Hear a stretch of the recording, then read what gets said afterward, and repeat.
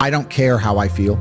Yeah. I don't care if I feel happy or sad. It doesn't really affect what I do each day. I do the exact same things. I act the exact same way.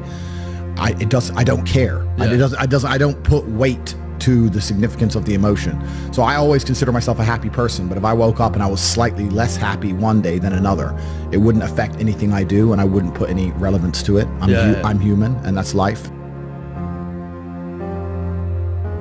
But truthfully, it doesn't matter if it's getting a girl or it's making money or it's getting status. It doesn't matter what it is. As a man, we live in hyper-competitive environments. I don't think enough men understand how competitive the world is.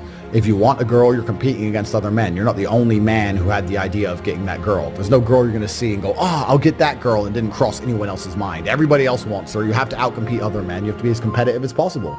You have to be as successful as possible in all realms. You have to be as good looking, as funny, as smart, as spontaneous, as interesting, as charismatic, as rich as possible. You need to try very hard to be your absolute best. And as you become a better man, you'll crack through different tiers of attractiveness, and eventually you get to the top and you'll be able to have any girl you want. But the truth is, I have a lot of guys ask me, similar to your question, a guy will come to me and go, how do I get a girl? I'm like, bro, you're a loser. Yeah, but I know, but how do I get a girl? Well, you're a fucking loser. You're a loser. Why are you asking me? It's like saying, how do I win a race with a push bike? You're racing Ferraris. What do you want me to do? Yeah. There's only so much you can do. There's only so hard you can pedal. There's only so many tricks and tips. There's only so many game things you can say, so many pickup lines. If you're a loser, it's going to be very, very difficult, and it's going to get harder and harder. The game is rigged to become harder and harder for men. It's not getting easier. It's going the other way. And if you're going to be on a racetrack and there's going to be Ferraris there, and you're going to be on a pedal bike or in a Nissan, you're going to get smoked.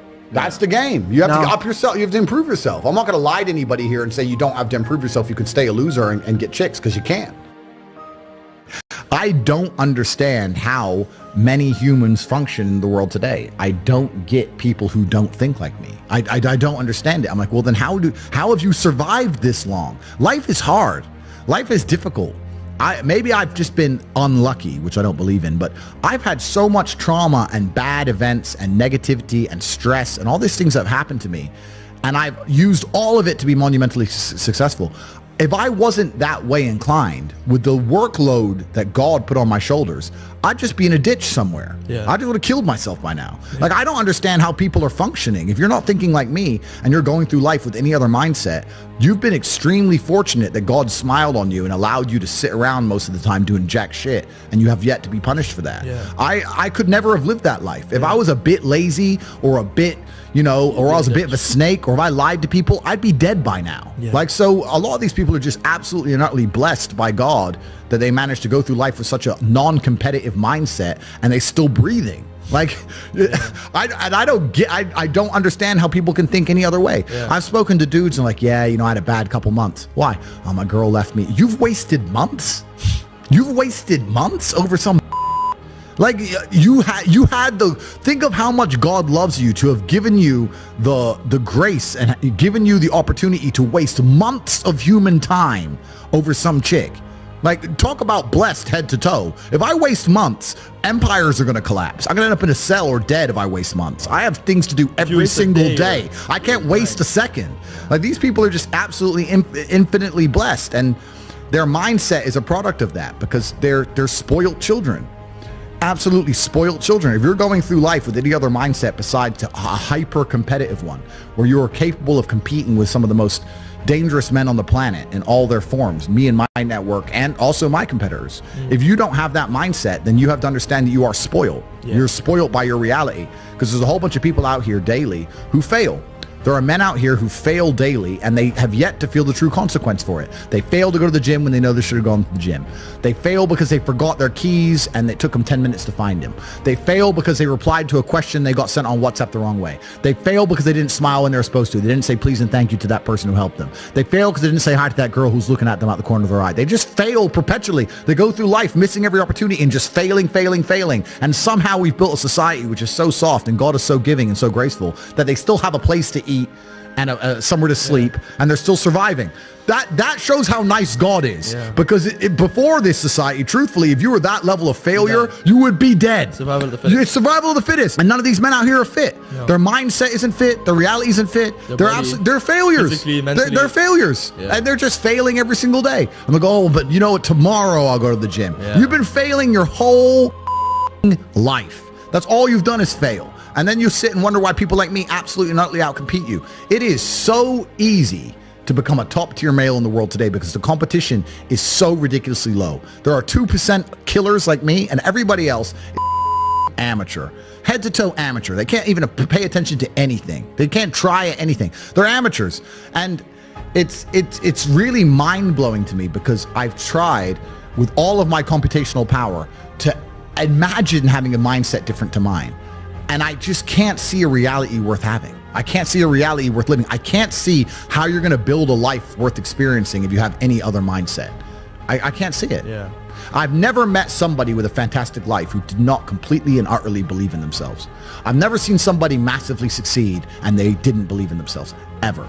I've never seen somebody who just allows life to happen to them and become blown off course by some sadness, end up doing massively monumental and important things. I've never seen it. It's never happened. It does, and it's never going to happen.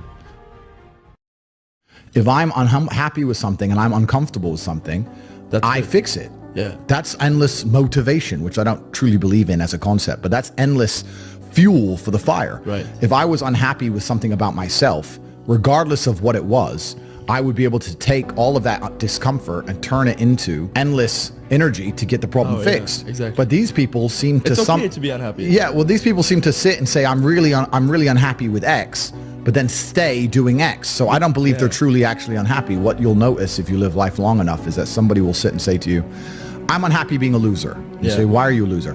I just sit at home and play video games 7 days a week. And you're like, okay. And maybe 3 days of the week they're unhappy doing that. And that's the time they email you and that's the time they want to make a change. But 4 days of the week, they don't really, it doesn't really bother them. It doesn't really bother them. Because if it bothered them 7 days a week, guess what? They would fix it. Correct. So I have very little sympathy for people. And that's not because I'm not a nice person, but it's because I've been so hard on myself and I've been through so many things that were difficult, and I've been through so much pain and trauma myself, some of it self-inflicted, some of it given to me by God to make me a better person. But I've been so difficult on myself. It's very hard for me to look at somebody who's refused to be difficult on themselves and see them as my equal or feel sympathy or pity for them. Why would I feel pity for somebody who took the easy route when I took the hardest possible route? I took the hardest possible way to be the man I am, and you were too big of a and now you want me to feel sorry for you? I don't feel sorry for you. I don't feel sorry for these people. And because as a man, you can be anything you decide you want to be. That's the beauty of being a male. You can build your character completely from the ground up, just like a video game. Every single thing about me that people respect, I built. I was not born a world champion kickboxer. I was not born this intelligent or intellectual. I was not born this rich. I was not born this strong. I was not born this confident. I was not born this interesting. I was not born this charismatic and humble and gorgeous and tall and strong and sexy. I was not born none of these things. I became these things myself. So I deserve all the spoils of war. And anybody who decides they don't want to work hard enough to become those things, then they deserve to sit and accept they're my inferior. That's their problem. So you talk a lot about purpose, and what is your thoughts as to, do you have like an exact answer as to why we are created as humans and why we are here? Like, what is the purpose of life? Why have we been given life? I think we're here to struggle and to learn. I don't think we're here to be happy. That's why when we keep going back to the happy argument, I've always found that kind of frustrating and annoying. And someone goes, oh, but I want to be happy. Why? Why? Why do you want to sit there and laugh? Like you were happy your entire childhood. That's your happy days. You're allowed to be happy as a kid. Finished. It's all over now, right? You're a man. You have responsibilities. I think we're here to do important. Provide, protect, and we're also here to do important things. And important things are going to be difficult, and they're going to be hard, and you're going to get frustrated. But that's what gives you purpose. I don't see anyone who's chasing happiness. I think that's a very feminine frame. I understand why some women just want to be happy. I don't know how it feels to be a girl because I'm not one. But in my experience, I know women who just want to be happy. Girls just want to have fun. Fine. But you're a man, right? And if you're a man, then it's absolutely an utterly different experience of life. I think we're here to struggle. I think we're here to endure pain. I think we're here to just see how hard we are to kill. I think that going through terrible things and living through them and coming out the other side is one of the most fantastic things about being human. I think that it's almost like once you understand what life is really about, there's no emotion which isn't enjoyable. The only emotional state which can be seen as detrimental is feeling nothing at all. But if you're sitting at home and you're feeling truly heartbroken, at least you're feeling something, right? And I think that's the whole part of being human. I think we're here to struggle. I think we're here to go through pain. That's so I wake up each day and go, what can I attack? What problem can I solve?